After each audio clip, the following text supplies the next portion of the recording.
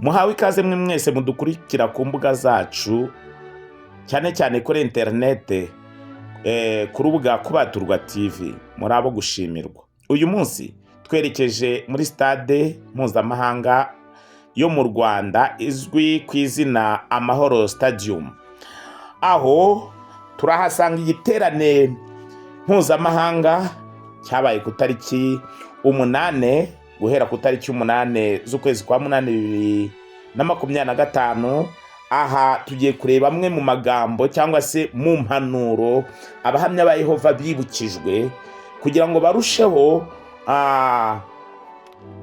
kuramya Yehova wenyine, nta kindi kintu bamubangikanyije. Kugira ngo twumve iyi mpanuro tugiye kwifashisha amagambo Yesu yavuze aboneka mu butumwa bwiza bwanditswe na Matayo ibice 4 umurongo w'10. Haranditswe ngo Yesu aramubwira ati, genda Satani, kuko handitswe ngo uramye Uwiteka Imana yawe abe ariyo ukorera yonyine. Satani aha yibukijwe ko Yesu nta kindi kintu yabangikanya no gukomeza kwizirika ku Mana ye ariyo Mana yacu, nk'uko Yesu ubwe yabyivugiye. Muri iki giterane cyahuje abahamya ba Yehova bo ku isi yose, cyangwa se igiterane mpuzamahanga, abahamya ba Yehova bibukijwe ko basabwa kwigana Yesu muri aya magambo ngo, kimwe na Yesu abakristo b'ukuri biyemeje gukomeza cyangwa se gukora ibishoboka byose kugira ngo basenge Yehova wenyine, icyo byaba bisaba kose. Muri iki giterane cyabaye ku itariki ya 8 z'ukwezi kwa 8 2025, abahamya ba Yehova biboneye ko cyangwa se bibukijwe ko aho bakura icyitegererezo mu gusenga Yehova ari gukura icyitegererezo ku bababanjirije. Uwatanze disikuru cyangwa se ikiganiro mbwirwaruhame yakomeje agaragaza bamwe mu bavandimwe babo bakomeje guhagarara gitwari, banga kwifatanya mu mirimo y'urugamba cyangwa se imirimo ya gisirikare. Ibyo byabaye ryari rero? Byabaye mu mwaka w'1916 ubwo hari intambara ya mbere y'isi. Muri iyo ntambara abavandimwe babo, ndavuga abahamya ba Yehova b'icyo gihe, banze kwifatanya mu mirimo ijyaniranye no kurwanira ibihugu byabo ndetse no gukora imirimo ya gisirikare n'ibikorwa bishyigikira iyo mirimo. Ese ibyo twabifata nko kwigomeka? Ese ni iki cyangwa se nuwuhe muburo bumviye bashingiye ku byanditswe? Bumviye umuburo Imana yahaye umuhanuzi Yesaya. Tubisanga mu gitabo cy'umuhanuzi Yesaya ibice 2 umurongo wa 1 kugira 5. Dusoma ngo, dore ubuhanuzi ibyo Yesaya mwene Amosi yeretswe ku Bayuda no ku Yerusalemu mu minsi y'imperuka. Umusozi wubatsweho inzu y'Uwiteka uzakomerezwa mu mpinga z'imisozi, ushyirwe hejuru usumba iyindi, kandi amahanga yose azawushyikira. Amahanga menshi azahaguruka avuga ati, nimuze tuzamuke tujye ku musozi w'Uwiteka, ku nzu y'Imana ya Yakobo, kugira ngo ituyobore inzira zayo tuzigenderemo. Kuko i Siyoni ariho hazava amategeko, i Yerusalemu hagaturuka ijambo ry'Uwiteka. Azacira amahanga imanza, azahana amoko menshi, inkota zabo bazazicuramo amasuka, n'amacumu yabo bazayacuramo impabuzo. Nta shyanga rizabangurira irindi shyanga inkota, kandi ntabwo bazongera kwiga kurwana. Uyu muhanuzi akomeza agira inama abagaragu b'Imana ishobora byose cyangwa se Yehova. Umurongo wa 5 agira ati, mwanzu ya Yakobo mwe, nimuze tugende mu mucyo w'Uwiteka. Uyu muhanuzi yibukije ab'icyo gihe ko bagombaga kugendera mu mucyo w'Uwiteka. Nanone uyu muhanuzi si we wenyine wagaragaje ibyagombaga kubaho ku basenga by'ukuri, ko batari bakwiriye kwifatanya mu mirimo ya gisirikare cyangwa se mu mirimo itandukanya abantu n'abandi, ibacamwo ibice. Reka tubirebere hamwe mu buhanuzi. Umuhanuzi Mika yavuze, nawe asa nkaho yikira muri rya jambo uyu muhanuzi Yesaya yabonye cyangwa se yabwiwe.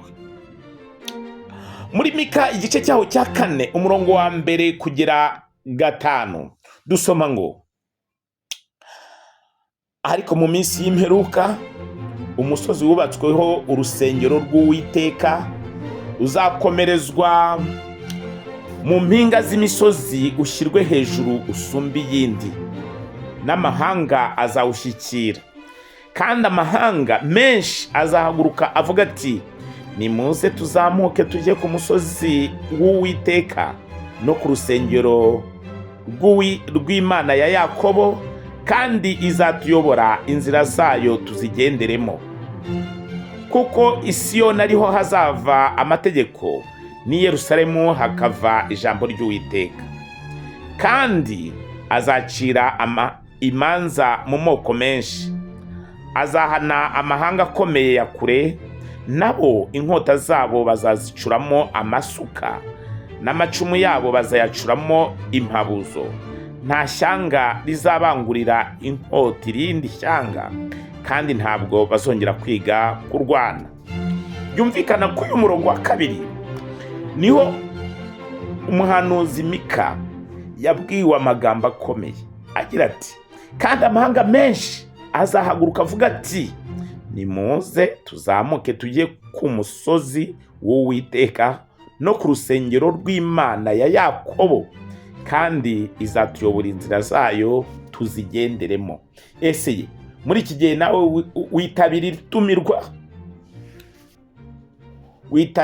iri tumirwa? Abakristo basobanukiwe icyo ubuhanuzi buvuga, kandi bakomeza kubumbatira amahoro hagati yabo, nubwo bahemukirwa n'abatazi impamvu nyamukuru batera kutifatanya muri ibi bikorwa. Bibuka inama Yesu yabahaye iboneka mu butumwa bwiza bwanditswe na Matayo ibice 5 umurongo wa 43 na 44. Yesu yasaga nkaho ashaka gukosora imitekerereze y'ahahise, ubwo ishyanga rya Isirayeli ryari rifite kwihorera kwarigiriye nabi. Reka dusome mu butumwa bwiza bwanditswe na Matayo ibice 5 umurongo wa 33 wa 43 no 44 dusoma ngo, mwumvise ko byavuzwe ngo ukunde mugenzi wawe wanga umwanzi wawe, ariko njyeweho ndababwira nti mukunde abanzi banyu, musabire ababarenganya.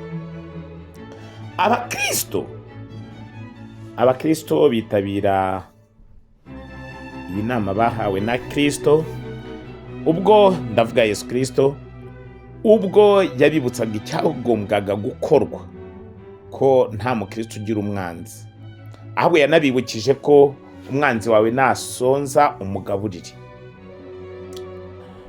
Yesu yabaye uwibanze mu byo kugaragaza icyo gukunda icyo ari cyo.